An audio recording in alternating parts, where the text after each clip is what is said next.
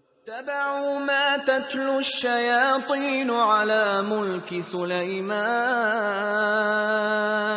وما كفر سليمان ولكن الشياطين كفروا يعلمون الناس السحر وما أنزل على الملكين ببابل هاروت وماروت وما يعلمان من أحد حتى يقولا إنما نحن فتنة فلا تكفر فيتعلمون منهما ما يفرقون به بين المرء وزوجه وما هم بضارين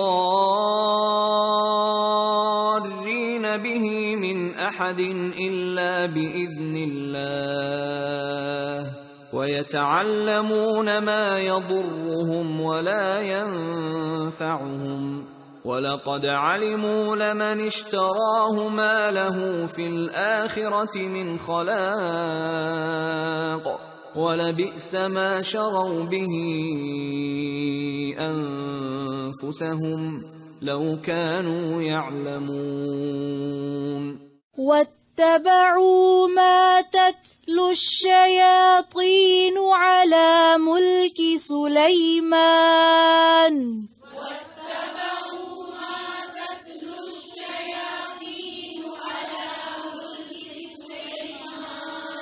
ملکی نہیں ہے علی ملک سلیمان وما كفر سليمان ولكن الشياطين كفروا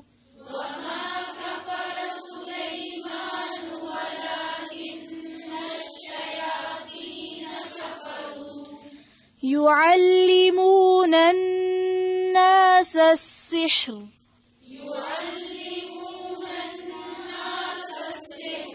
يعلمون الناس السحر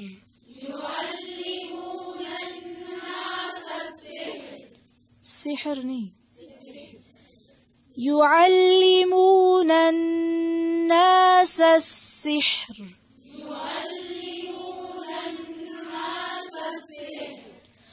وما أنزل على الملكين ببابل هاروت وماروت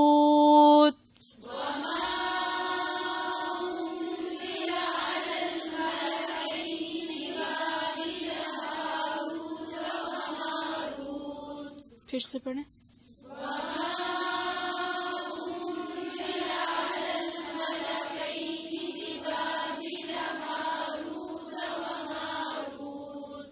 پھر سے پڑھیں پوری توجہ سے.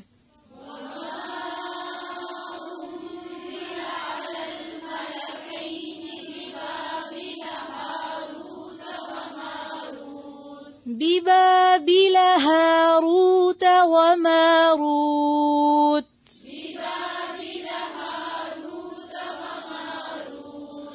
وما يعلمان من أحد حتى يقولا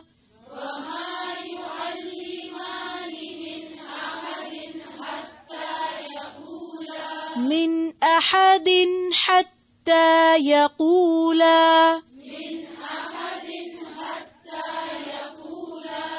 حتى يقولا إنما نحن فتنة فلا تكفر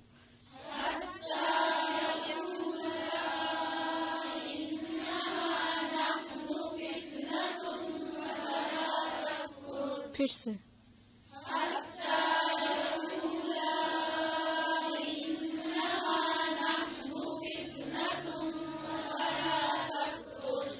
فلا تكفر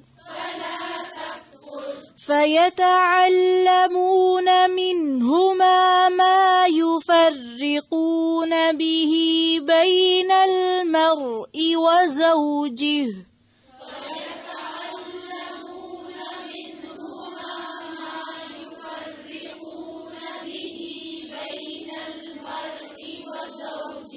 بين المرء وزوجه وما هم بضارين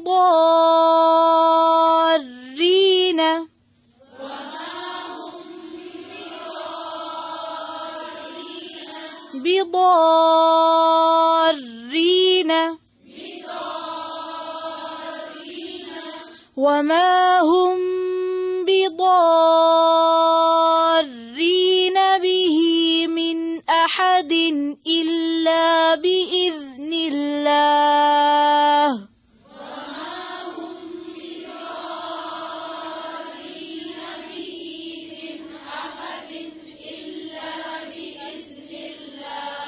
إلا بإذن الله. ذال کو نرمی سے پڑھیں. پھر سے.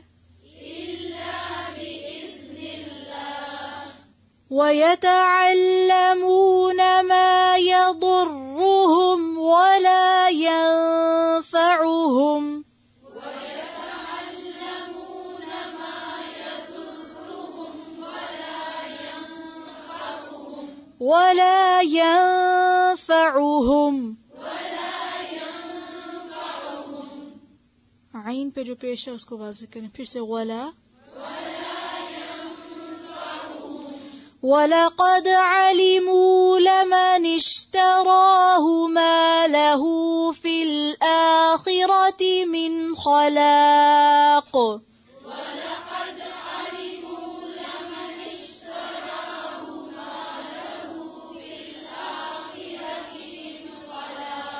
لمن اشتراہ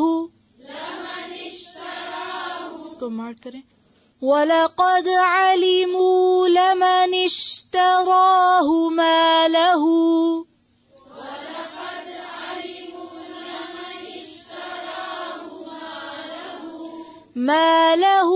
فِي الْآخِرَةِ مِنْ خَلَاقٍ.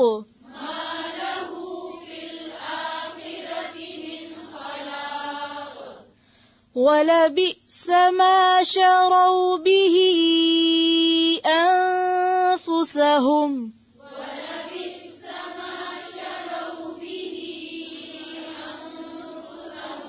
پھر سے.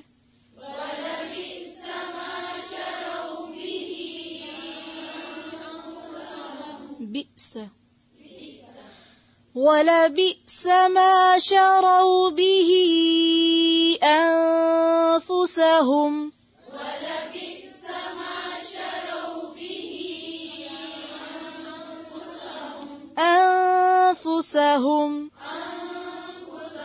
لَوْ كَانُوا يَعْلَمُونَ. وَاتَّبَعُوا اور انہوں نے پیروی کی ما اس کی جو تتلو پڑھتے تھے الشیاطین شیاطین علی ملکی بادشاہت پر یعنی لگا کر سلیمان کی وما اور نہیں کفرا کفر کیا تھا سلیمان نے ولیکن اور لیکن الشیاطین شیاطین نے کفروا کفر کیا یعلمون وہ سکھاتے تھے الناسا لوگوں کو السحر جادو وما اور جو انزلا نازل کیا گیا تھا علی اوپر الملکینی دو فرشتوں کے ببابلا بابل میں ہاروتا ہاروت وماروتا اور ماروت کے وما اور نہیں یعلمانی وہ دونوں سکھاتے تھے من احد کسی ایک کو حتی یہاں تک کہ یقولا وہ دونوں کہتے انما بے شک نحنو ہم تو فتنتن ایک فتنہ ہے فلا پسنا تکفر تم کفر کرو فیتعلمون پس وہ سیکھتے تھے منہما ان دونوں سے ما جو یفرقون وہ جدائی ڈالتے تھے بہی ساتھ اس کے بینا درمیان المرء مرد وزوجہ اور اس کی بیوی کے وما اور نہیں تھے ہم وہ بضارین ضرر پہنچانے والے بہی ساتھ اس کے من احد کسی ایک کو، الا مگر، باذن اللہ اللہ کے اذن سے، ویتعلمون اور وہ سیکھتے تھے، ما جو، یضرہم نقصان دیتا انہیں، ولا اور نہ، ینفعہم وہ نفع دیتا انہیں، ولقد اور البتہ تحقیق، علموا وہ جانتے تھے، لمن البتہ جس نے، اشتراہ خریدا اسے، ما نہیں ہے، لہو اس کے لیے، فی الآخرتی آخرت میں، من خلاق کوئی حصہ، ولبئس اور البتہ کتنا برا ہے، ما جو، شرعوا انہوں نے بیچ ڈالا، بہی بدلے اس کے، انفسہم اپنی جانوں کو، لو کاش، کانو ہوتے وہ، یعلمون وہ جانتے، واتبعوا اور پیچھے پڑ گئے، اتباع کیا۔ اتباع کرنے کا معنی کیا ہوتا ہے؟ پیروی کرنا۔ ما جو، تتلو پڑھتے تھے، تتلو کس سے ہے؟ تلاوت سے۔ الشیاطین شیطان، علی اوپر، یا میں، ملک سلیمان بادشاہت سلیمان علیہ السلام کی، ملک کہتے ہیں بادشاہت کو۔ سلیمان علیہ السلام ایک پیغمبر تھے۔ وما کفر سلیمان اور نہیں کفر کیا تھا سلیمان علیہ السلام نے، ولیکن الشیاطین لیکن شیطانوں نے، کفروا کفر کیا، یعلمون وہ سکھاتے تھے۔ یاد رکھیے علم آدم الاسماء، علم یعلم کا مطلب ہوتا ہے سکھانا، اور تعلم یتعلم کا مطلب ہوتا ہے سیکھنا۔ یعلمون وہ سکھاتے تھے، الناس لوگوں کو، السحر جادو، سین ہے رے سحر لیکن زیر کے ساتھ، سحر نہیں، سحر کچھ اور ہوتا ہے، وہ صبح کے لیے استعمال ہوتا ہے، اور سحر جادو کے لیے ہوتا ہے۔ وما اور جو، انزلہ اتارا گیا، علی الملکین اوپر دو فرشتوں کے۔ اب آپ دیکھیے ملک ایک فرشتے کو کہتے ہیں، ملکین دو فرشتوں کو کہتے ہیں، اور ملائکہ بہت سارے فرشتوں کو کہتے ہیں، ٹھیک ہے؟ ملک سنگولر، ملکین تسنیہ، اور ملائکہ جمع ہے، ٹھیک ہے؟ ببابل بابل کے شہر میں، موجودہ زمانے میں یہ عراق کا شہر کوفہ ہے۔ ہاروت و ماروت، ہاروت اور ماروت یہ دو فرشتوں کا نام تھا۔ وما یعلمان اور نہیں وہ سکھاتے تھے، من احد کسی ایک کو، کسی کو نہیں سکھاتے تھے، حتیٰ یہاں تک کہ یقولا وہ دونوں کہتے تھے۔ اب یقولا کیوں کہا؟ اگر یقولو ہوتا تو ایک کہتا تھا، یقولا جب لمبا کیا تو دو کا معنی ہو گیا۔ حتیٰ یقولا یہاں تک کہ وہ دونوں کہتے، انما بے شک نحن ہم، فتنتن فتنہ ہے، آزمائش ہے۔ فتنہ کس کو کہتے ہیں؟ فتنہ ہوتا ہے آزمائش۔ فلا تکفر تو نہ تم کفر کرو، فیتعلمون تو وہ سیکھتے تھے، منہما ان دونوں سے، ما جو، یفرقون جدائی ڈال دیتے، بہی ساتھ اس کے، بین المرء درمیان شوہر کے، وزوجہ اور اس کی بیوی کے۔ اب یہاں پر آپ دیکھ رہے ہیں نا، زوج کا مطلب بیوی آ رہا ہے۔ وما ہم اور نہیں وہ، بدارین نقصان دینے والے، روٹ ہے دواد رے رے، بہی ساتھ اس کے، من احدن کسی ایک کو، الا مگر، باذن اللہ اللہ کے اذن سے، ویتعلمون اور وہ سیکھتے تھے، ما یضرہم جو ان کو نقصان دیتا، ولا ینفعہم اور ان کو فائدہ نہ دیتا، وَلَقَدْ عَلِمُوا اور البتہ تحقیق انہوں نے جان لیا، علم حاصل کر لیا، کس بات کا؟ لَمَنِ اشْتَرَاهُ البتہ جو بھی خریدے گا اس کو، کیونکہ شراء کا مطلب خریدنا اور بیچنا دونوں ہوتے ہیں، اس لیے کہیں بیچنا آ رہا ہے کہیں خریدنا آ رہا ہے۔ البتہ جو بھی خریدے گا اس کو، مالہ نہیں اس کے لیے، فی الآخرت آخرت میں، من خلاق کوئی حصہ، خلاق خے لام قاف اس کا روٹ ہے، وَلَبِئْسَ اور البتہ کتنا برا ہے، ما جو شرعوا انہوں نے بیچا، بھی ساتھ اس کے، انفسہم اپنے نفسوں کو، لو کانوا یعلمون کاش وہ جانتے ہوتے، ان کو معلوم ہوتا، ان کو علم ہوتا۔ وَاتَّبَعُوا مَا تَتْلُو الشَّيَاطِينُ عَلَى مُلْكِ سُلَيْمَانَ ان کی کتاب کے پیچھے پھینکنے کی ایک وجہ یہ بھی تھی کہ یہ جادو وغیرہ کے پیچھے پڑ گئے تھے، کچھ اور چیزوں میں دلچسپی لینے لگے تھے۔ اللہ کا کلام حقیقت میں انسان کو عمل کی طرف بلاتا ہے، لیکن جب کسی قوم پہ زوال آتا ہے تو اس کے لوگ کلام کو پڑھنے کی بجائے، اس کا علم حاصل کرنے کی بجائے اسے دوسری چیزوں میں استعمال کرنے لگتے ہیں، اور وہ کیا ہوتا ہے؟ اس سے جادو وغیرہ کا کام لیتے ہیں۔ انہوں نے بھی یہی کیا۔ وَاتَّبَعُوا، اور پیچھے پڑ گئے، پڑھنے لگے، مَا تَتْلُو الشَّيَاطِينُ، جو شیاطین پڑھا کرتے تھے۔ کب؟ عَلَى مُلْكِ سلیمان، سلیمان علیہ السلام کی حکومت میں۔ اب ہوا یہ تھا کہ حضرت سلیمان علیہ السلام کے دور میں ان کو بہت عروج تھا، بہت ترقی ہو گئی تھی، تو انہوں نے کیا کیا؟ اللہ کی کتاب کی طرف توجہ دینے کی بجائے جادو، ٹونے ٹوٹکے اور اس قسم کے دوسرے شغل اختیار کر لیے۔ حضرت سلیمان علیہ السلام نے جب یہ دیکھا کہ لوگ ان چیزوں کے پیچھے پڑ گئے ہیں، اللہ کی کتاب چھوڑ کے جادو کی کتابیں پڑھنے لگ گئے ہیں، تو انہوں نے وہ کتابیں اکٹھی کی اور ان کو ایک طرف ڈال دیا۔ جب وہ بعد میں فوت ہوئے اور وہ رکھی ہوئی یا چھپائی ہوئی کتابیں پھر نکل آئیں، تو انہوں نے کیا مشہور کر دیا کہ سلیمان علیہ السلام اللہ کے پیغمبر نہیں تھے، ان کی حکومت تو جادو کے زور پہ چلتی تھی۔ حالانکہ سلیمان علیہ السلام نے جادو کے کلا کما کرنے کے لیے وہ سب کتابیں چھپا دی تھی، وہ کتابیں جو جادو سکھانے والی کتابیں تھی، اور جب بعد میں وہ کتابیں نکلی تو انہوں نے الٹا انہی پہ الزام لگا دیا، کیونکہ حضرت سلیمان علیہ السلام نے جنات کو قابو کیا ہوا تھا نا، اور ان سے بہت سخت کام لیتے تھے۔ قرآن پاک میں آگے اس کی بہت تفصیلات آتی ہیں کہ بڑی بڑی انہوں نے دیگیں بنائی اور بڑے بڑے محلات بنائے اور بڑی بڑی عمارتیں بنائیں، بہت سے کام ان سے لیے تھے۔ تو بنی اسرائیل نے کیا مشہور کر دیا کہ سلیمان علیہ السلام جادو کے زور سے یہ سب کام کرواتے تھے۔ اللہ تعالیٰ فرماتے ہیں وما کفر سلیمان، سلیمان علیہ السلام نے کفر نہیں کیا تھا۔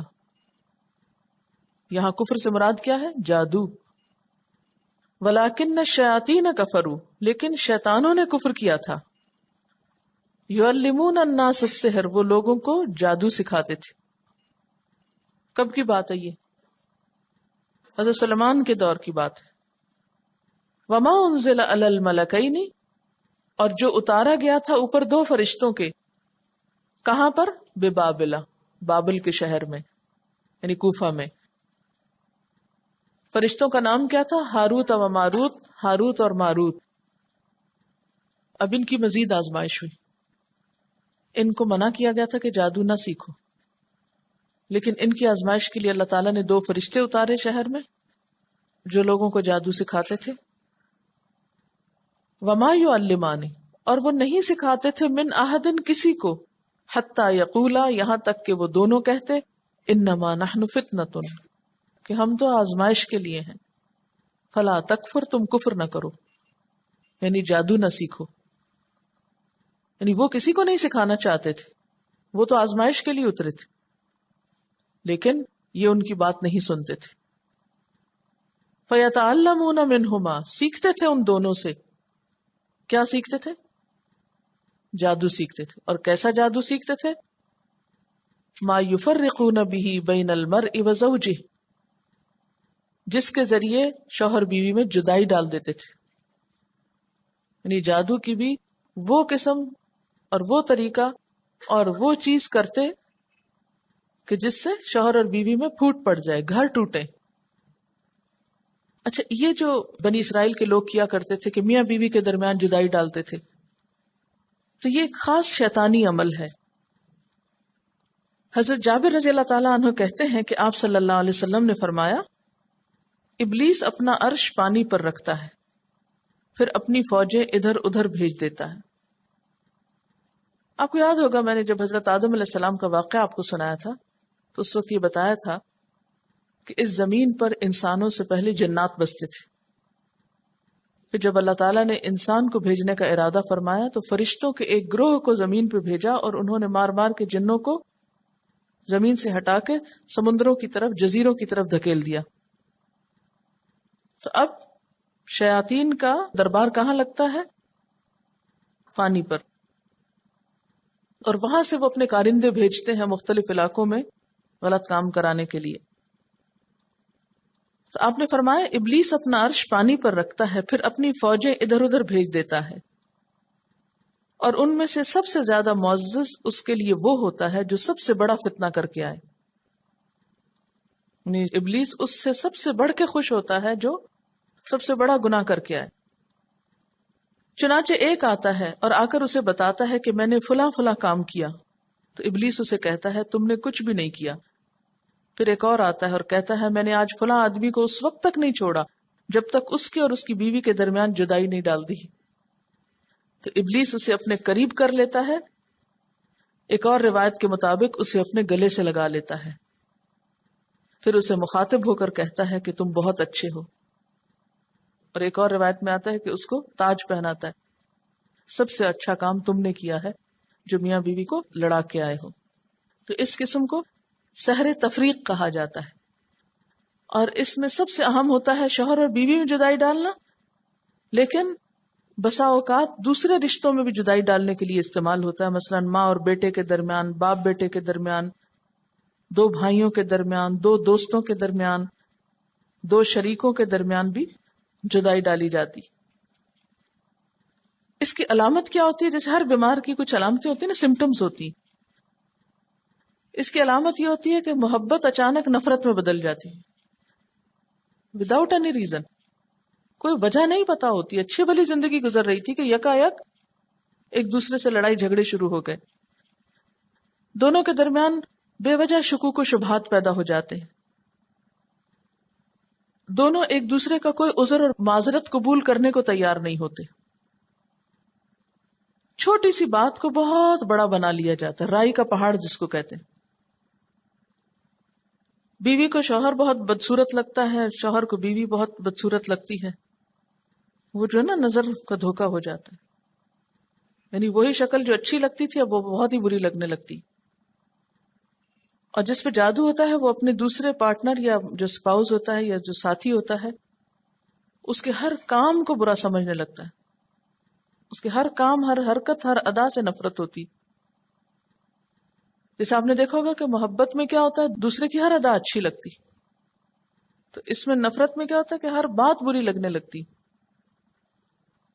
وما ہم بدارین بہ من احد. اس سے پھر شبہ پڑ جاتا ہے نا کہ شاید جادو میں اتنا زور ہے کہ اس سے یہ سب کچھ ہو سکتا ہے. فرمایا نہیں، کوئی کسی کو نقصان نہیں دے سکتا الا باذن اللہ، مگر اللہ کے اذن سے. یعنی جادو میں کوئی طاقت نہیں، کوئی قوت نہیں. کسی کا نفع نقصان جادو کے بل پر نہیں کیا جا سکتا جب تک کہ اللہ کا اذن نہ ہو. وَيَتَعَلَّمُونَ، اور وہ سیکھتے رہتے تھے، مَا يَضُرُّهُمْ، جو ان کو نقصان دیتا تھا. یعنی جادو سیکھتے چلے جاتے جس سے انہی کو نقصان ہوتا. جادو کا پہلا نقصان کیا ہے؟ ایمان جاتا رہتا ہے. پھر نقصان کیا ہے کہ انسان جب کسی کو تکلیف دیتا ہے، کسی کو نقصان دیتا ہے تو اس کا اپنا نقصان ہوتا ہے. جو شخص کسی پہ جادو کرتا ہے اس کے لیے دلوں میں نفرت پائی جاتی، پھر اس کی آخرت برباد ہوتی.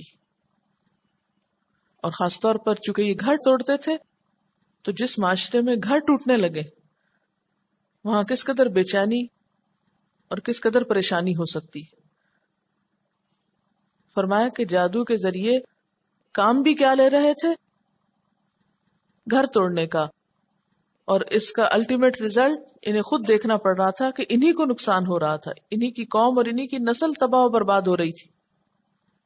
وَلَا يَنْفَعُهُمْ، اور ان کو فائدہ نہ دیتا تھا وہ.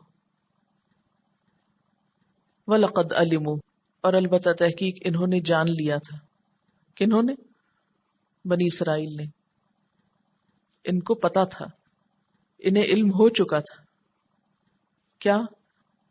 لمن اشتراہ، کہ جو بھی اس کو خریدے گا، یعنی جو بھی جادو کرے گا یا یہ ٹونے ٹوٹ کے کرے گا یا اس کے نسخے خریدے گا، ما لہ فی الآخرۃ من خلاق، اس کا آخرت میں کوئی حصہ نہ ہوگا، اس کی آخرت جائے گی. وَلَبِئْسَ مَا شَرَوْا بِهِ أَنفُسَهُمْ، کتنی بری ہے وہ چیز جس کے بدلے انہوں نے اپنے آپ کو بیچ ڈالا. یعنی جادو سیکھنے کے شوق میں انہوں نے اپنی جانیں دے دی، جہنم کمائی. لَوْ كَانُوا يَعْلَمُونَ، کاش وہ علم رکھتے ہوتے، کاش انہیں پتا ہوتا کہ یہ کتنا گھاٹے کا سودا ہے. وَلَوْ أَنَّهُمْ آمَنُوا، اور اگر وہ ایمان لاتے، یعنی جادو نہ کرتے، اچھے کام کرتے، واتقوا، اور تقوی کرتے، لَمَثُوبَةٌ مِّنْ عِندِ اللَّهِ خَيْرٌ، البتہ ثواب پاتے اللہ کے پاس سے بہت اچھا. یعنی جادو چھوڑ کر یہ ایمان اور تقوی کی راہ اختیار کرتے تو ان کو بہت کچھ مل جاتا. جادو سے کیا ملا؟ نقصان ہی نقصان. لَوْ كَانُوا يَعْلَمُونَ، کاش وہ علم رکھتے ہوتے. اب آپ یہ دیکھ رہے ہیں 2 دفعہ آیا ہے لَوْ كَانُوا يَعْلَمُونَ، لَوْ كَانُوا يَعْلَمُونَ، کاش انہیں علم ہوتا، کاش انہیں علم ہوتا. کیا واقعی علم نہیں تھا؟ کیا نہیں جانتے تھے؟ جانتے تھے. پھر اللہ تعالیٰ کیوں فرما رہے ہیں کاش انہیں علم ہوتا؟ اس سے کیا پتہ چلتا ہے؟ اصل علم کون سا ہوتا ہے؟ جس پر عمل ہو. جس علم پر عمل نہ ہو وہ علم علم ہی نہیں. یعنی علم صرف انفارمیشن اکٹھی کرنے کا نام نہیں ہے، بلکہ علم دراصل کیا ہے؟ عمل کرنے کا نام. اسی لیے اللہ تعالیٰ فرماتے ہیں کاش انہیں علم ہوتا کہ ان کے ساتھ ہونے والا کیا ہے. انہوں نے اپنی آخرت بیچ ڈالی دنیا کے بدلے. تو میجک میں بھی ہوتا ہے کہ you have to sell your soul to the devil. شیاطین سے مراد یہاں وہ لوگ بھی ہو سکتے ہیں کہ جو جنات کی مدد سے جادو کرتے تھے. سوال ہے میاں بیوی کو الگ کرنے کا ہی علم حاصل کیوں کرنے لگے تھے؟ اس کی وجہ میں نے بتائی تھی. امیجن کیجئے کوئی ایک شخص جو یہ عمل کرتا ہے کہ کسی شوہر اور بیوی کو الگ کر دے، تو اس کے پیچھے کیا ریزنز ہوتی ہیں، کیا کازز ہوتے ہیں، کیوں کرتا ہے وہ ایسے. ایک عام انسان کے لیول پہ سوچئے کہ ایک شخص ہے، مثلا اس کا نام ہے اے، وہ بی اور سی پہ جادو کر رہا ہے. بی اور سی از ہسبینڈ اینڈ وائف، ٹھیک ہے. اے کو کیا انٹرسٹ ہے کہ وہ بی اینڈ سی کو آپس میں الگ کرے؟ اس میں ایک وجہ یہ ہو سکتی ہے کہ اس اے کا کوئی ذاتی مفاد ہے. وہ یہ چاہتا ہے بی اور سی آپس میں الگ ہوں تاکہ وہ ان میں سے کسی ایک کو اپنا بنا سکے، ٹھیک ہے. مثلا اے کو بی میں یا سی میں انٹرسٹ ہے. اب وہ کیا چاہتا ہے کہ یہ دونوں الگ ہوں تاکہ میں بی سے شادی کر سکوں. مثلا اگر اے مرد ہے اور بی جو ہے وہ عورت ہے اور سی پھر مرد ہے، تو وہ بی اور سی کو آپس میں الگ کر رہا ہے اے، تاکہ وہ بی سے خود نکاح کر لے، ٹھیک. بسا اوقات حسد ہوتی ہے. مثلا اے ہو سکتا ہے کوئی ساس ہو مثلا، اور وہ بی اور سی کی باہم جو اچھے تعلقات ہیں وہ اس کو پسند نہیں آ رہے. اور اگر بیٹا بیوی کے ساتھ بہت خوش ہے تو اس کو اچھا نہیں لگ رہا، وہ چاہتی ہے کہ بیٹے کی توجہ اس کی بیوی کی طرف سے ہٹ کے میری طرف ہو جائے زیادہ، تاکہ وہ مجھے زیادہ امپورٹنس دے. ایک ریزن یہ بھی ہوتی ہے، یعنی ایک جیلسی سی ہونے لگتی ہے اپنی ہی اولاد سے. اور کیا وجہ ہو سکتی ہے؟ اے کیوں بی اور سی کو الگ کرنا چاہتا؟ 2 خاندانوں میں انتشار پھیلانے کے لیے. بسا اوقات یہ ہوتا ہے کہ جائیداد کوئی وجہ ہوتی ہے، یعنی دنیاوی کوئی مفاد ہوتا ہے. اس طرح سوچا کیجئے سوالوں کو بالکل چھوٹی سطح پر کہ کوئی شخص کوئی کام کیوں کر رہا ہے، خود سے خود کوشچن بھی کیا کیجئے. تاکہ آپ کو بات سمجھ میں آئے. ہاں، یہاں پر ذکر ہوا یعلمون الناس السحر. عربی میں جادو کو سحر کہتے ہیں. لغت میں یعنی ڈکشنری میں ہر ایسے اثر کو سحر کہا جاتا ہے جس کا سبب ظاہر نہ ہو، جس کی وجہ معلوم نہ ہو. سحر کیا ہے؟ اثر، لیکن اس کی وجہ پتہ نہ چلے.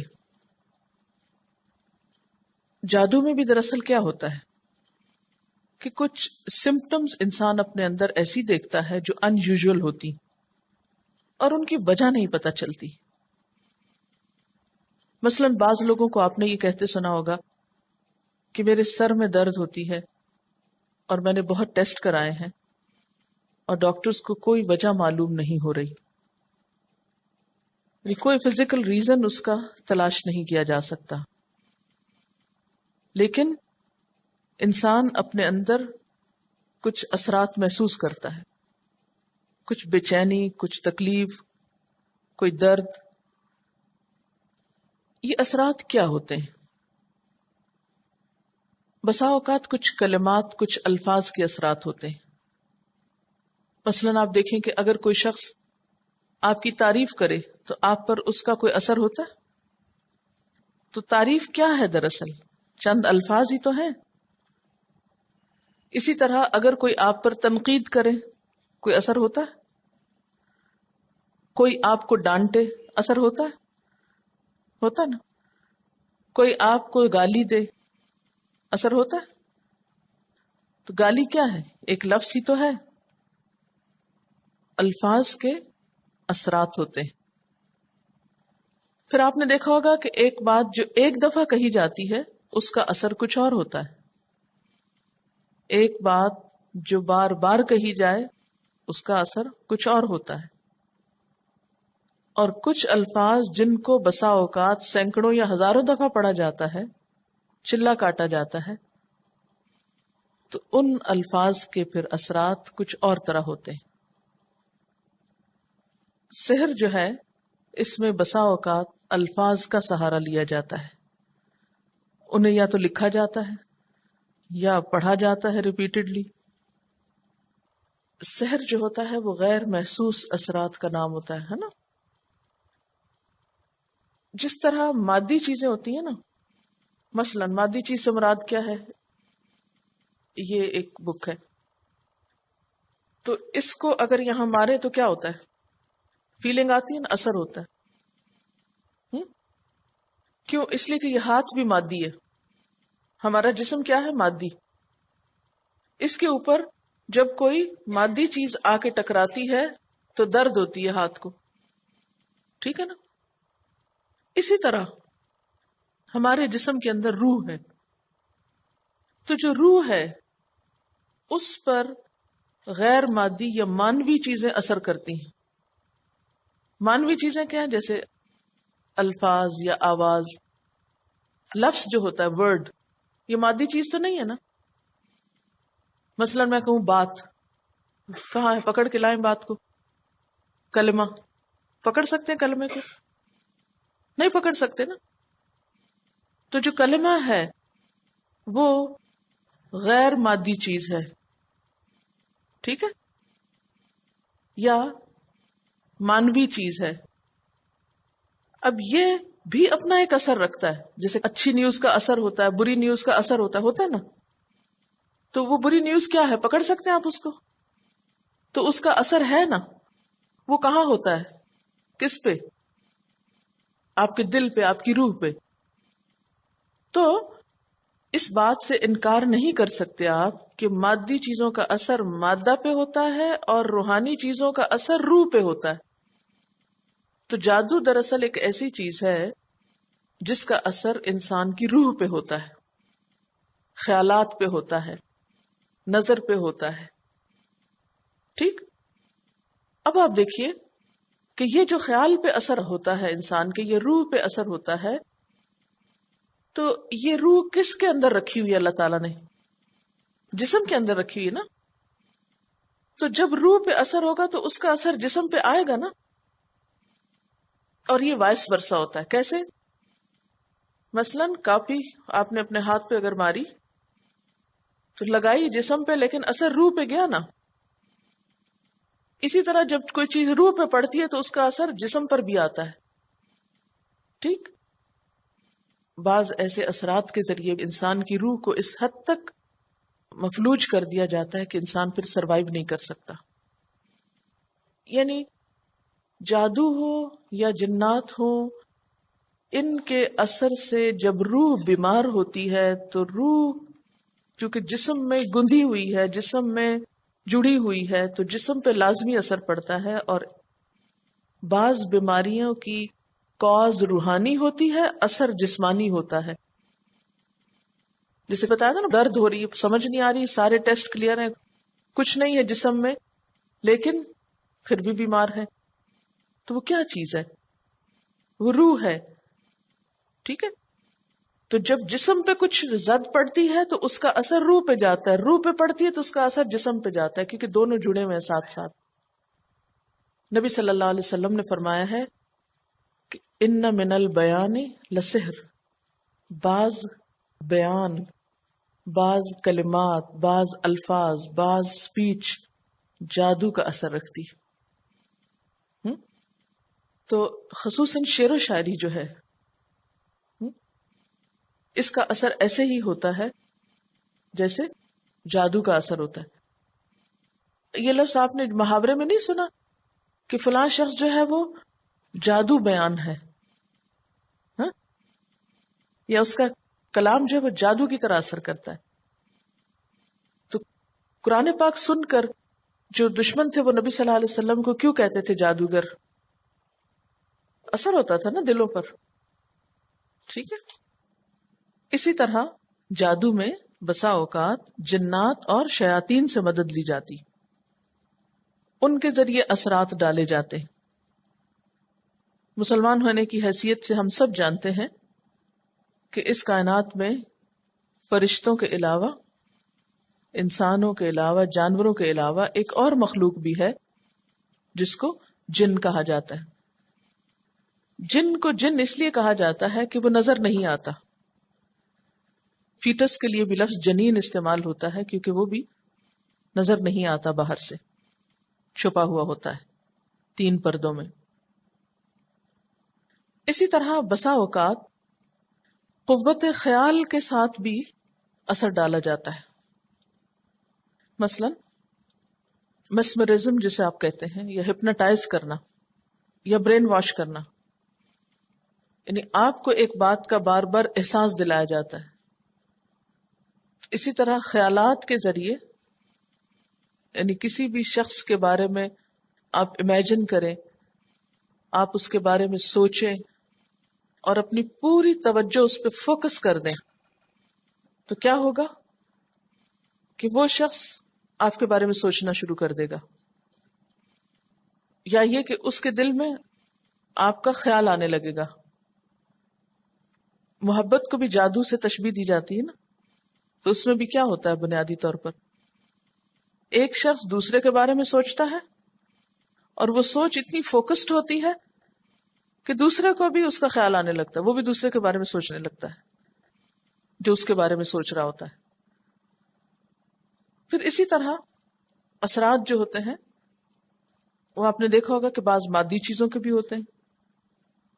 مثال کے طور پر آپ دیکھیں کہ لوہا ہے اور لوہے ہی کی ایک قسم ہے مقناطیس، میگنیٹ. تو ان دونوں میں فرق کیا ہے؟ شکل و صورت میں کوئی فرق ہے، لیکن ایک کے اندر کیا ہے؟ کوئی کشش نہیں، اور دوسرے کے اندر ایک کشش ہے. تو اس کشش کو آپ کس طرح ڈیفائن کریں گے؟ اس کو کہاں سے نکالیں گے اس کے اندر سے؟ اور کس کو کھینچ رہی ہے وہ کشش؟ صرف لوہے کو ہی کھینچ رہی ہے. یعنی مقناطیس کو اگر آپ پتھر پر رکھیں کوئی اثر نہیں، لیکن اگر آپ لوہے پر رکھیں تو اثر ہوتا ہے. اسی لیے آپ نے دیکھا ہوگا کہ بعض ایسے غیر محسوس اثرات جو ہیں کچھ لوگوں پر تو ہوتے ہیں اور کچھ کو کوئی اثر نہیں ہوتا. ٹھیک ہے. جیسے میگنیٹ لوہے پر تو اثر انداز ہوتا ہے لیکن پتھر پر نہیں ہوتا. کچھ لوگ جو بہت اسٹرانگ ول پاور رکھتے ہیں ان پر دوسروں کے خیالات، دوسروں کے جذبات، دوسروں کی نگاہیں اور دوسروں کے ایسے الفاظ یا کلام اثر نہیں کرتا. کچھ لوگوں کے اوپر فوری طور پہ کر جاتا ہے. تو گویا سحر کیا ہوا؟ ہر وہ چیز سحر ہے جس میں شیاطین کو خوش کر کے ان کی مدد حاصل کی گئی ہو یا غیر محسوس قسم کے اثرات دوسرے پہ ڈالے گئے ہوں، خواہ وہ جنات کے ذریعے، خواہ وہ خیال کے ذریعے، خواہ وہ کلمات کے ذریعے یا کسی اور طریقے سے. اب اس کی چند قسموں کے اوپر بات کروں گی. اس کی ایک قسم ہوتی ہے نظر بندی. جیسے بعض اوقات کچھ شعبدہ باز جو ہوتے ہیں اپنے ہاتھ کی چالاکی سے ایسا کام کرتے ہیں کہ عام لوگوں کی نظر اس کو دیکھ نہیں سکتی. کسی مثلا تھیلی میں سے کبوتر نکال دیں گے. ایک شعبدہ باز نے ایک ہیلی کاپٹر کو غائب کیا جبکہ پورے مووی کیمریز لگے ہوئے تھے اور ایک ایک چیز کو ریکارڈ کر رہے تھے، لیکن وہ لوگوں کی نگاہوں سے اوجھل کر دیا اس نے. یہ جسے زندہ مرغی کی گردن الگ کر کے وہ کسی کو دکھا رہے تو مرغی نیچے زندہ تھی ابھی اور گردن الگ کسی کو دکھائی جا رہی تھی. یہ ایک بچے کو ایک تھیلی میں رسیوں کے ساتھ باندھا، اوپر چادر ڈالی تو دیکھا تھوڑی دیر کے بعد وہ بچہ جو ہے وہ کرسی پہ بیٹھا ہوا تھا. یہ چھوٹے چھوٹے پیپرز کے پیسز کھا کے اور بہت بڑا سا کاغذ باہر نکالا. یہ جسے ہاتھ کے اندر سے کوئی رومال نکال لیا، اور بسا اوقات کسی چیز میں ایک بچے کو ڈالا تو دوسری طرف سے مرغا نکالا، یعنی ظاہر میں کچھ اور تھوڑی دیر میں کچھ اور تبدیل. بہت سارے تو ٹرکس ہوتے ہیں، لیکن کچھ چیزیں ایسی ہیں کہ جو نظر بندی کہلاتی ہیں، اور اس کا ذکر قرآن پاک میں بھی ہے. یعنی جادوگر ایک ایسا خیال ڈالتا ہے لوگوں کے ذہنوں پر کہ جس سے انہیں اشیاء کی حقیقت کچھ اور نظر آنے لگتی ہے. مثلا جب موسیٰ علیہ السلام کا مقابلہ فرعون کے جادوگروں کے ساتھ ہوا تو انہوں نے کیا دیکھا؟ موسیٰ علیہ السلام نے کہ جادوگر جو بھی رسیاں اور لاٹھیاں لائے وہ ساری کی ساری سانپوں میں تبدیل ہو گئی. اس کے بارے میں قرآن پاک میں آتا ہے سحروا اعین الناس، انہوں نے لوگوں کی آنکھوں کو مسحور کر دیا، یعنی نظر بندی کر دی. پھر اس میں نظر بندی کے علاوہ خیال پر اس طرح اثر انداز ہو جاتا ہے ایک شخص کہ چیز کچھ سے کچھ نظر آنے لگتی، یعنی قوت خیال سے کام لیا جاتا ہے. ٹیلی پیتھی کا بھی آپ نے سنا ہوگا کہ آپ خیالات کے ذریعے دوسرے کو میسج بھیجتے ہیں کہ وہ آپ کی طرف متوجہ ہو. تو ہپناٹائز کر کے بسا اوقات دوسرے کے ذہن پہ ایسا اثر ڈالا جاتا ہے کہ وہ کسی بھی چیز کے بارے میں اپنی رائے تبدیل کر دیتا ہے. یہ بھی سحر کہلاتا ہے. اس کے بارے میں بھی قرآن پاک میں آتا ہے یخیل الیہ من سحرہم انہا تسعی، ان کے سحر سے موسیٰ علیہ السلام کے خیال میں یہ بات آنے لگی کہ یہ رسیوں کے سانپ دوڑ رہے ہیں. یخیل الیہ لفظی ترجمہ آپ دیکھیے، خیال ڈالا گیا اس کی طرف. کس کی طرف؟ موسیٰ علیہ السلام کی طرف. یعنی موسیٰ علیہ السلام کا خیال تبدیل ہو گیا. کس وجہ سے؟ من سحرہم، ان کے سحر کی وجہ سے. اور انہیں کیا محسوس ہونے لگا؟ انہا تسعی، کہ گویا یہ رسیاں اور لاٹھیاں دوڑ رہی ہیں. تو پھر سحر کیا ہوتا ہے؟ کسی کے خیال پر اثر انداز ہو جانا، اس کی سوچ کو بدل دینا. اب یہ جو شوہر اور بیوی کے درمیان جدائی ڈالتے تھے نا، تو اس میں کیا کیا کرتے تھے دراصل؟ کہ شوہر کے دل پر بیوی کے خلاف خیال ڈال دیتے،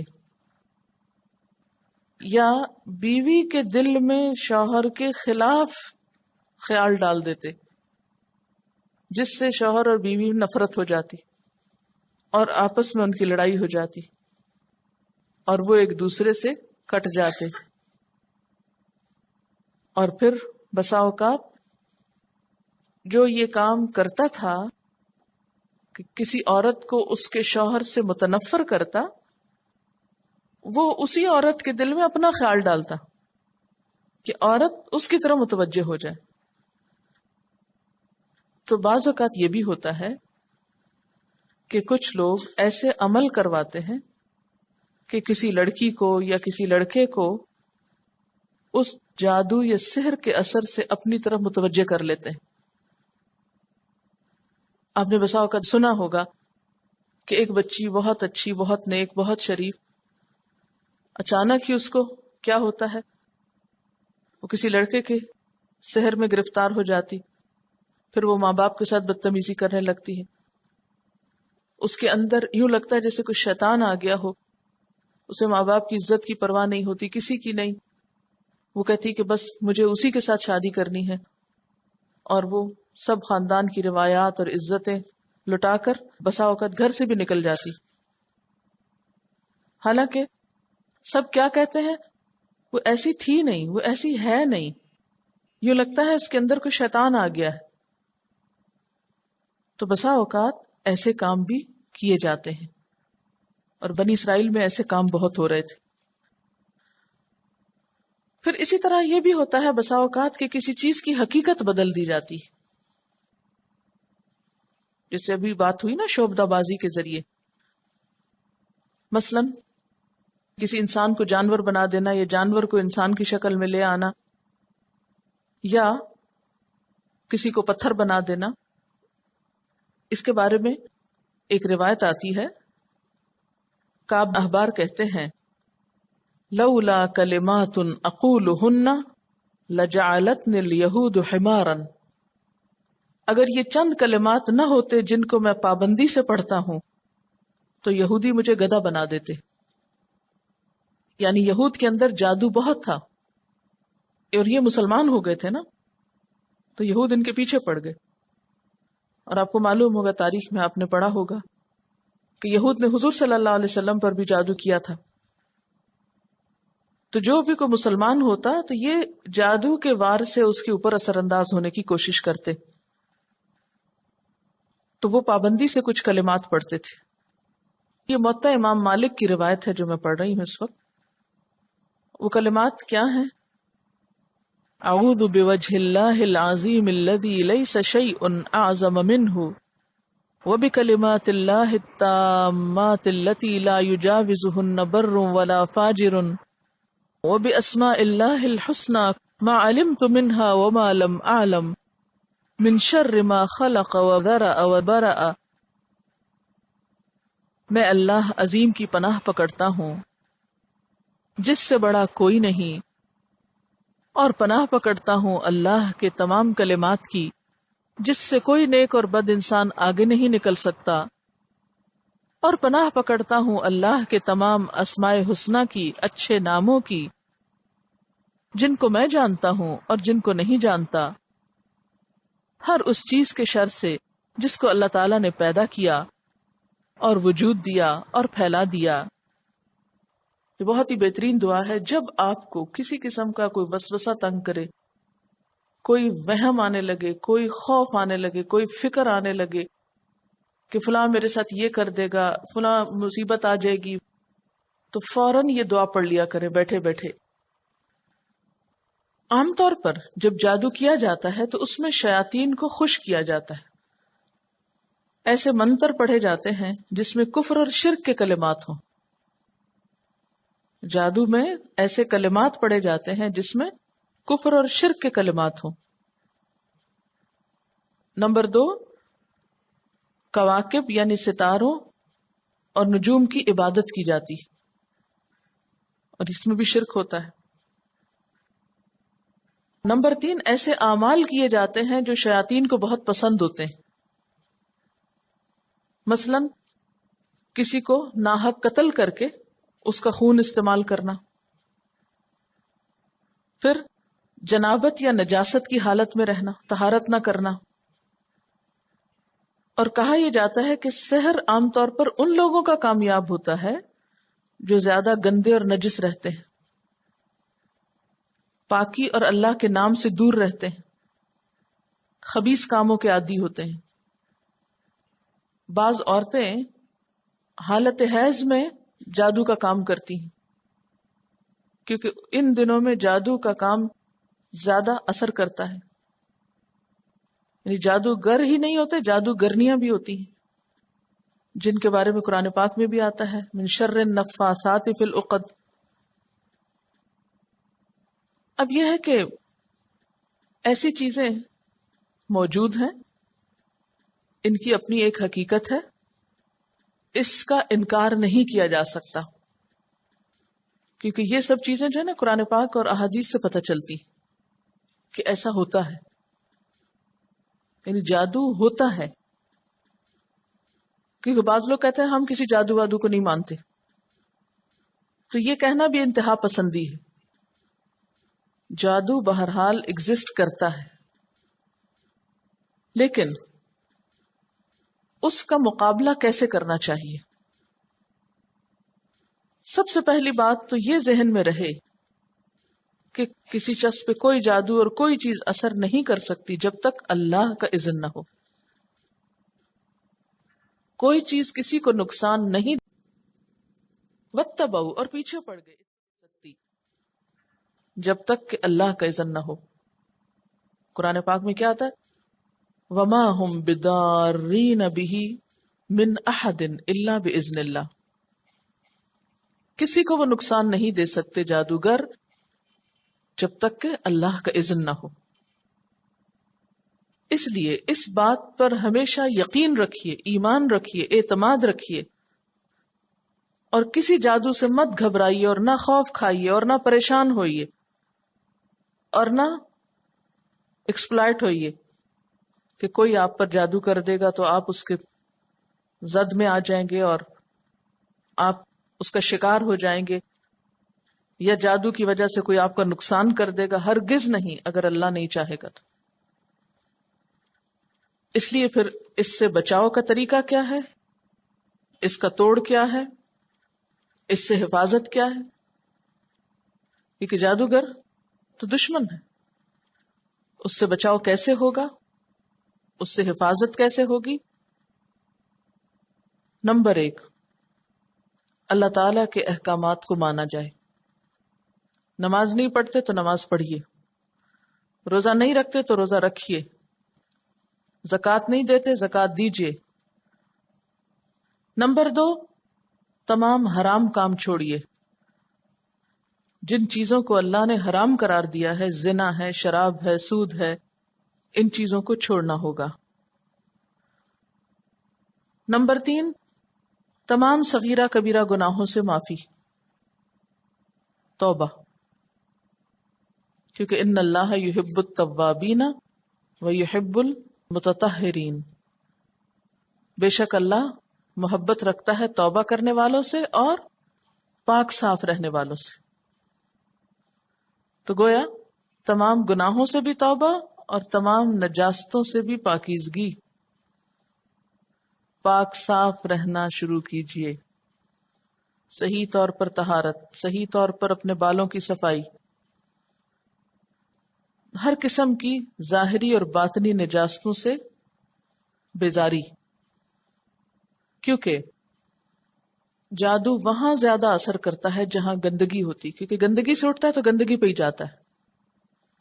تو جو لوگ صاف ستھرے رہتے ہیں، وضو کرتے ہیں، نماز پڑھتے ہیں، اللہ سے توبہ استغفار کرتے ہیں، ان پہ جادو نہیں اثر کرتا، یا اس کے چانسز بہت کم ہو جاتے. پھر اسی طرح قرآن پاک کا پڑھنا، جیسے آپ نے سورۃ البقرہ کے بارے میں پڑھا تھا کہ اس پر باطل قوتیں اثر انداز نہیں ہو سکتی، یا یہ کہ جس گھر میں یہ سورت پڑھی جاتی ہے تو وہاں پر جادوگروں کا زور نہیں چلتا، وہ ہر چیز سے حفاظت کے لیے کافی ہو جاتی.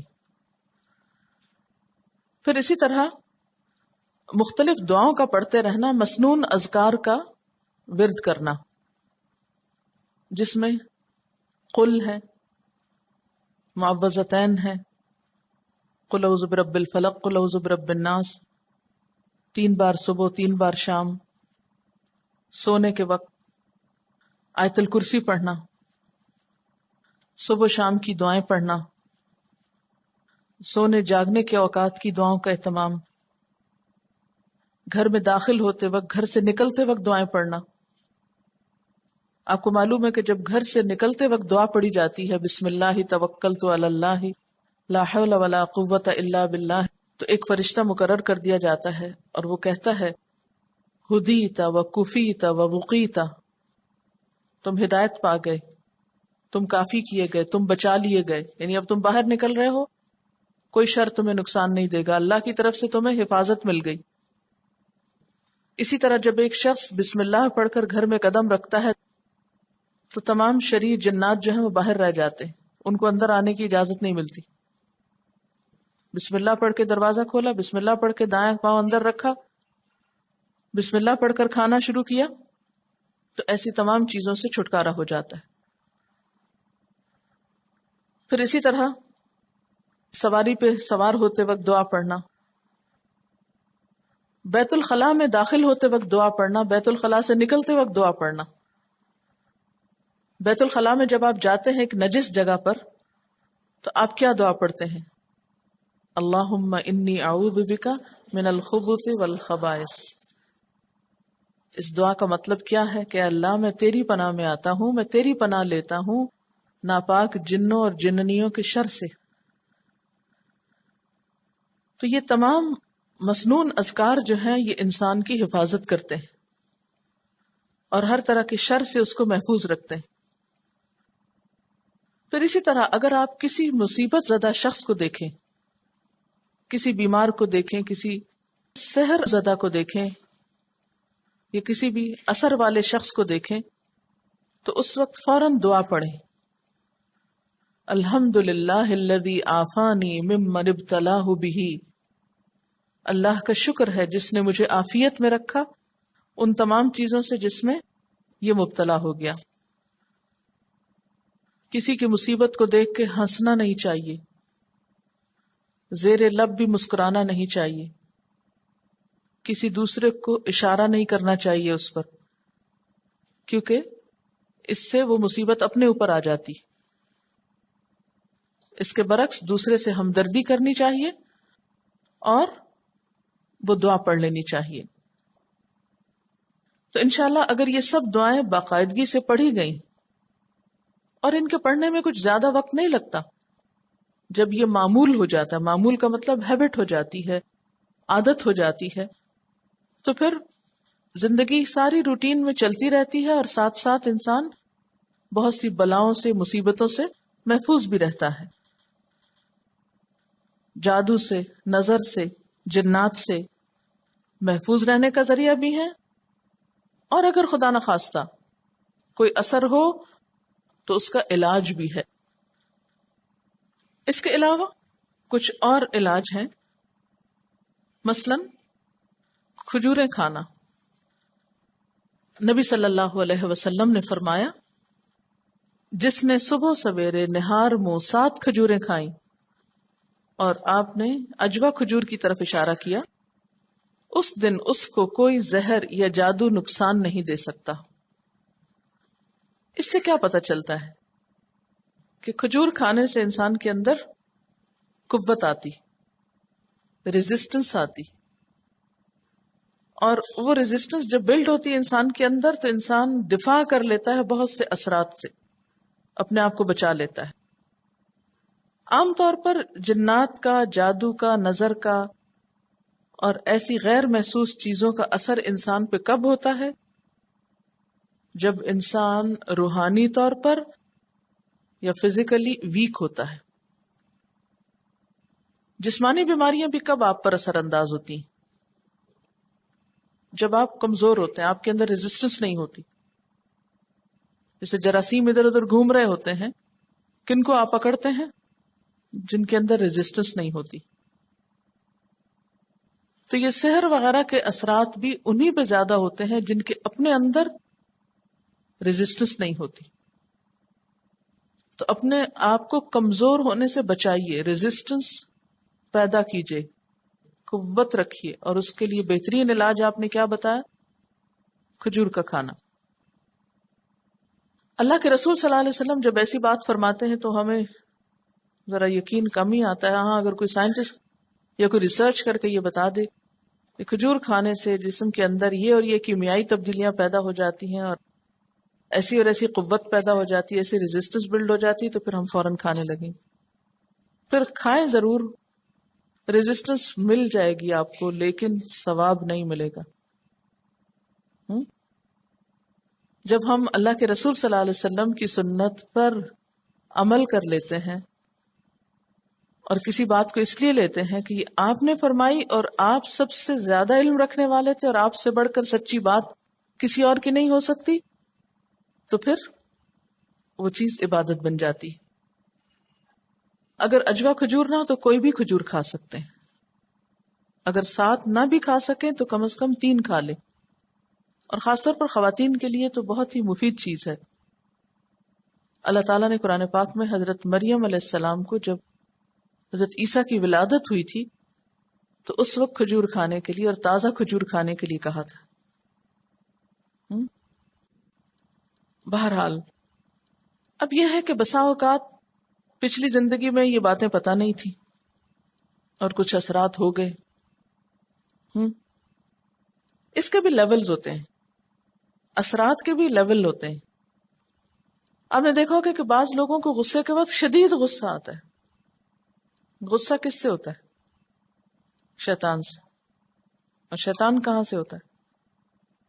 جنات میں سے. اب یہ جو شدید غصے کی لہر ہے یا یہ ریئیکشن ہے، تو آپ نے دیکھا ہوگا بعض مائیں کہتی ہیں کہ ہمارا بچہ جو ہے وہ غصے کے وقت بہت پاگل ہو جاتا ہے، بالکل آؤٹ آف کنٹرول ہو جاتا ہے. یوں لگتا ہے کہ اپنے آپ کو مار ڈالے گا، کسی کو مار ڈالے.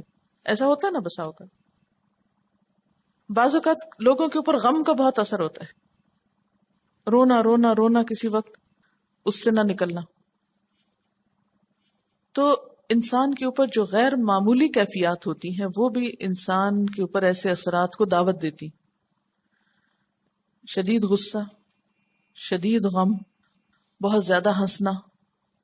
یعنی آپ نے دیکھو کہ بعض اوقات ہنسی کا ایک دورہ سا پڑ جاتا ہے، ہنس ہنس کے لوٹ پوٹ ہوتا چلا جاتا انسان.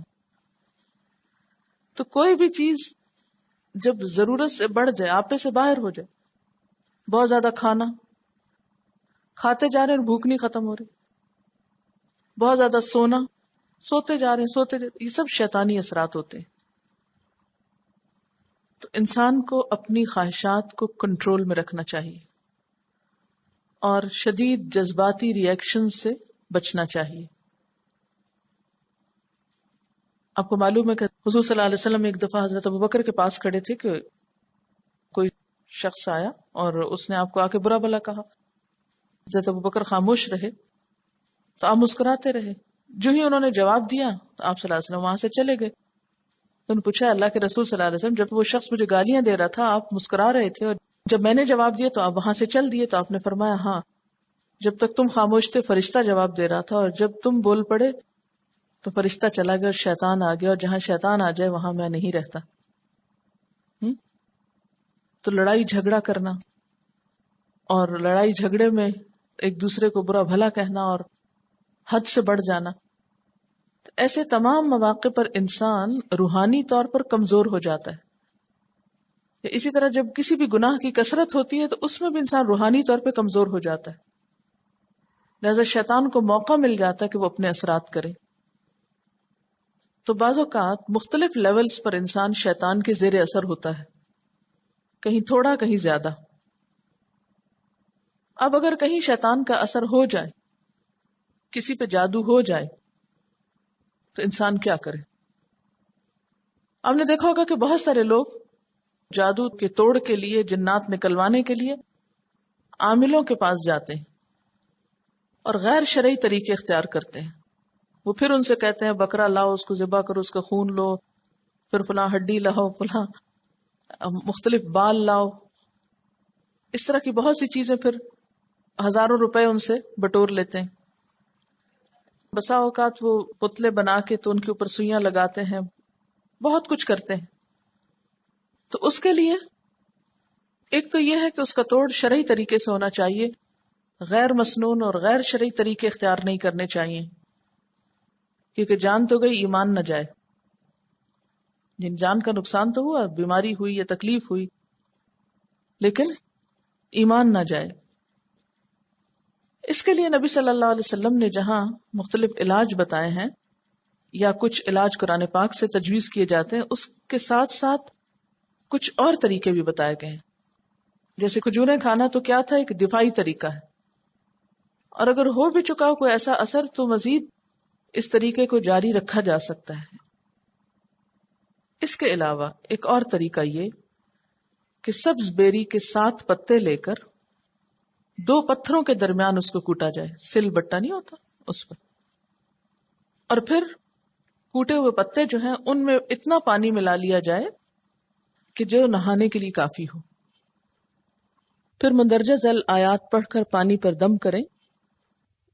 ان آیات کو اعوذ باللہ من الشیطان الرجیم پڑھ کر پڑھا جائے گا.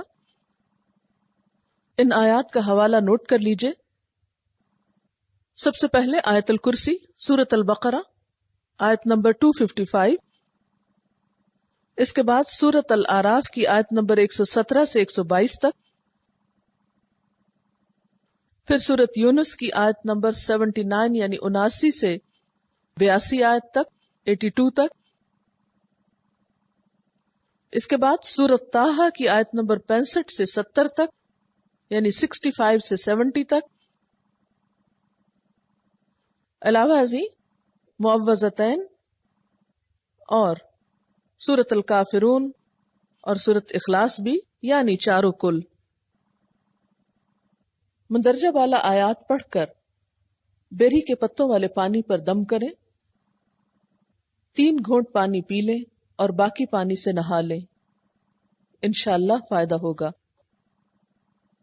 بوقت ضرورت یہ عمل 2-3 دفعہ دہرا لینے میں کوئی حرج نہیں، یہاں تک کہ مرض ختم ہو جائے. یہ طریقہ میاں بیوی میں اختلاف دور کرنے کا علاج بھی ہے. اس بات کا ذکر ابن باز نے اپنے فتاوی میں کیا ہے اور مصنف عبد الرزاق میں بھی اس کا حوالہ ملتا ہے. یہ بالکل ایسا ہی علاج ہے جیسے آپ نہاتے وقت ڈیٹول پانی میں ڈال لیتے ہیں، چونکہ وہ تو ایک کیمیکل چیز ہے نا، تو یہ کیا ہے، ایک نیچرل علاج ہے، ڈس انفیکٹنٹ. آپ نے دیکھا ہوگا کہ مردے کو بھی بیری کے پتے ابال کر نہلایا جاتا ہے صفائی کے لیے. پہلے زمانے میں صابن نہیں ہوتا تھا، تو صابن کا کام کس سے لیا جاتا تھا؟ بیری کے پتے. اچھا یہ کیوں؟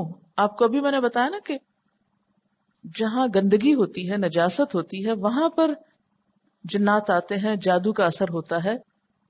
تو اس اثر کو دور کرنے کے لیے کیا ضروری ہے کہ بیمار کو نہلایا جائے، اس پہ پانی ڈالا جائے اور اس کی خوب صفائی کی جائے، اور اس کے لیے بیری کے پتے استعمال کیے جائیں. پھر اسی طرح دعائیں پڑھی جائیں، اور خاص طور پر جو حضرت موسیٰ علیہ السلام اور جادوگروں کے مقابلے میں جو آیات ہیں ان آیات کو پڑھا جائے. مثلاً اس میں ایک آیت ہے وَلَا يُفْلِحُ السَّاحِرُ حَيْثُ أَتَىٰ، کبھی کامیاب نہیں ہو سکتا جادوگر جہاں سے چاہے آئے. تو یہ کیا ہے؟ اگر اس کو دہرائیں گے آپ، جادوگر کامیاب نہیں ہو سکتا جہاں سے مرضی آئے، جادوگر کامیاب نہیں ہو سکتا جہاں سے مرضی آئے. اب 7 دفعہ کہیں ذرا اس بات کو سمجھ کے، تو آپ کے اندر کیا ہوگا؟ ایک ایمان اور ایک قوت آئے گی، مجھ پہ کوئی جادو اثر نہیں کر سکتا. یہ سورۃ طٰہٰ آیت نمبر 69 ہے. اس کے علاوہ سورۃ یونس کی آیت نمبر 79 وقال فرعون ائتونی بکل ساحر علیم. سورۃ یونس آیت 80 فلما جاء السحرة قال لهم موسى القوا ما انتم ملقون. سورۃ یونس آیت 81 فلما القوا قال موسى ما جئتم به السحر ان الله سيبطله ان الله لا يصلح عمل المفسدين. پھر جب انہوں نے ڈالا، موسیٰ علیہ السلام نے کہا یہ جو تم لائے ہو یہ جادو ہے، اب اللہ یقیناً اسے باطل کر دے گا، اللہ یقیناً اسے باطل کر دے گا. ان اللہ سیبطلہ، تو پورے عزم اور یقین کے ساتھ اس آیت کو پڑھیں. ان اللہ لا یصلح عمل المفسدین. پھر سورۃ یونس کی آیت 82 وَيُحِقُّ اللَّهُ الْحَقَّ بِكَلِمَاتِهِ وَلَوْ كَرِهَ الْمُجْرِمُونَ، اور اللہ اپنی باتوں سے حق کو حق کر دکھاتا ہے چاہے مجرم برا مانے. یعنی اللہ کی بات سچی ہے اور یہ مجرم ہے، ان کی باتیں باطل ہو جائیں گی. پھر سورۃ الاعراف آیت نمبر 118 118 نمبر فَوَقَعَ الْحَقُّ وَبَطَلَ مَا كَانُوا يَعْمَلُونَ، پس واقع ہوا حق اور باطل ہوا جو کچھ وہ کرتے تھے. پھر سورۃ طٰہٰ کی یہی آیت 69 انما صنعوا کید ساحر ولا یفلح الساحر حیث اتی، جو کچھ انہوں نے بنایا ہے یہ مکر اور چال یہ جادوگر کی ہے، اور جادوگر جہاں سے چاہے آئے فلاح نہیں پا سکتا. ان آیات کو پڑھ کر بسا اوقات یہ بھی کہتے ہیں کہ آپ ان کو دم کر کے پی لیں یا اس سے نہا لیں، یا ویسے بھی ان آیات کا ذکر کرتے رہیں. پھر اسی طرح یہ دعا مانگے رب انی لما انزلت الی من خیر فقیر، اللہ جو خیر بھی تو میری طرف نازل کرے میں اس کا محتاج ہوں، میں تجھ سے بھلائی چاہتا ہوں. پھر اہدنا الصراط المستقیم، اللہ ہمیں سیدھا راستہ دکھا. ایاک نعبد و ایاک نستعین، ہم تیری عبادت کرتے ہیں تجھ سے مدد چاہتے ہیں. پھر رب اغفر وارحم وانت خیر الراحمین، اللہ تو بخش دے اور رحم فرما اور تو سب سے بڑا رحم کرنے والا ہے. تو یہ کچھ اورات جو ہیں یہ قرآن پاک کی آیات سے اور احادیث سے اور مسنون دعاؤں کی شکل میں، ان کا پڑھنا جو ہے یہ جادو کے توڑ میں بہت مفید ہے اور ویسے بھی ذکر الہی ہے. پھر صبح شام کی دعائیں. پھر اسی طرح یہ ہے کہ بعض غذائیں اور بھی ہیں جو انسان کو ایسی بیماریوں میں فائدہ دیتی ہیں. مثلا شہد، قرآن پاک میں شہد کے بارے میں آتا ہے فیہ شفاء للناس، اللہ تعالیٰ نے اسے خود شفا کہا ہے. پھر اسی طرح کلونجی، اس کے بارے میں حدیث میں آتا ہے کہ موت کے سوا ہر بیماری کا علاج ہے اس میں. تو جادو کا ہونا بھی کیا ہے، دراصل ایک طرح سے بیمار ہو جاتا ہے نا انسان. تو 3 دانے 7 دانے کلونجی کو بہت تھوڑی مقدار میں کھانا چاہیے کیونکہ کافی اسٹرانگ ہوتی ہے. پھر اسی طرح بارش کا پانی جو ہے، بارش میں نہا بھی سکتے ہیں یا بارش کے پانی کو اکٹھا کر کے اس میں نہا سکتے ہیں. قرآن پاک میں اللہ تعالیٰ فرماتے ہیں وَنَزَّلْنَا مِنَ السَّمَاءِ مَاءً مُبَارَكًا، ہم نے آسمان سے برکت والا پانی اتارا ہے. پھر اسی طرح زیتون کا تیل، زیتون کے تیل کے بارے میں آپ نے فرمایا اس تیل کو کھاؤ اور اس سے مالش کرو، بے شک یہ ایک مبارک درخت سے ہے. قرآن پاک میں زیتون کے درخت کو شجرۃ مبارکہ کہا گیا ہے. یہ چیزیں تجربے سے بھی ثابت ہیں، آیات اور احادیث سے بھی ثابت ہیں.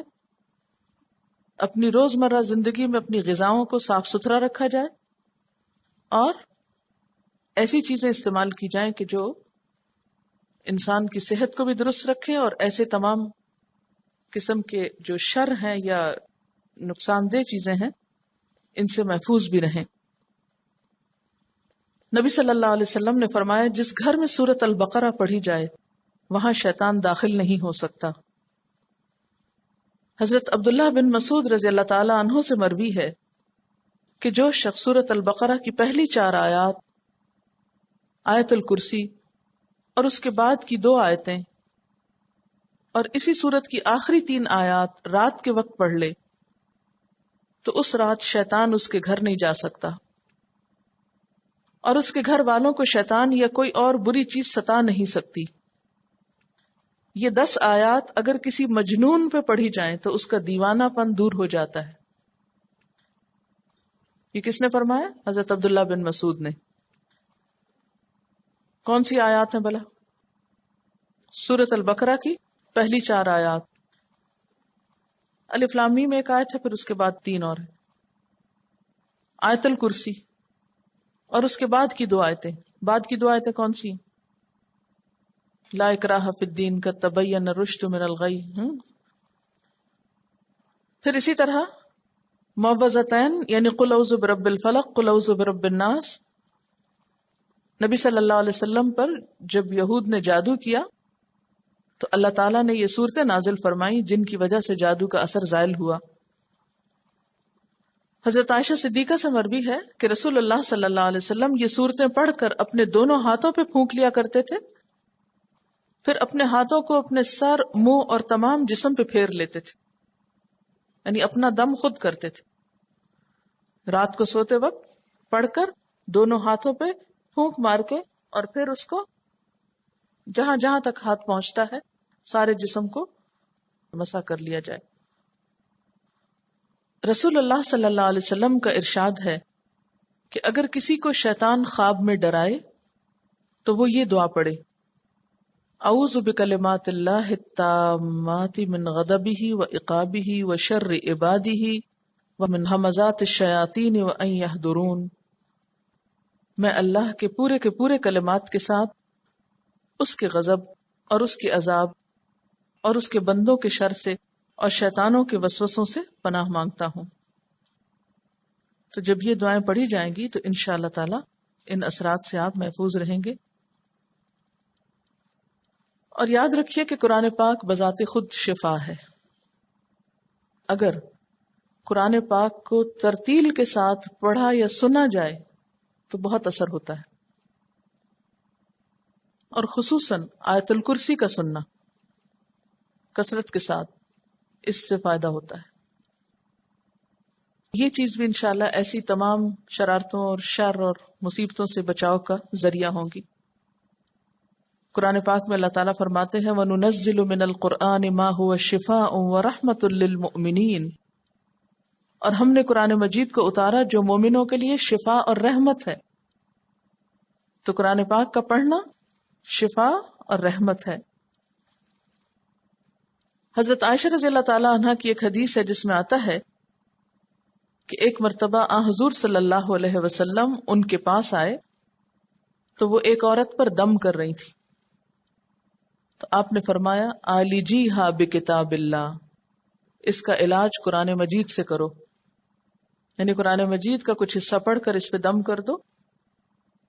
تو اس سے یہ بھی پتہ چلتا ہے کہ اگر کوئی شخص بیمار ہے، چاہے جسمانی بیماری ہے، یا ڈپریشن ہے، یا خوف زدہ ہے، یا نظر کا شکار ہے، یا جادو کا شکار ہے، تو ایسے تمام لوگوں پر قرآن پاک کی آیات پڑھ کر دم کیا جا سکتا ہے. دم کا مطلب ہوتا ہے سانس، یعنی پڑھ کر پھر اس پہ پھونک مار دینا. اور پھر پھونک کس لیے ماری جاتی؟ کچھ اڑانے کے لیے بھی ماری جاتی ہے نا. تو وہ ایک طرح سے ایک ٹوٹکا ہی ہوتا ہے اس اثر کو دور کرنے کا. سورۃ الفاتحہ کا پڑھنا کیونکہ وہ شفا ہے. آپ صلی اللہ علیہ وسلم نے دم کرنے کی اجازت دی ہے، لیکن دم وہ کیا جا سکتا ہے جو شرک سے پاک ہو، جس میں شیطانوں سے یا فرشتوں سے یا اللہ کے علاوہ کسی اور مخلوق سے مدد مانگی گئی ہو، وہ نہیں پڑھنا چاہیے.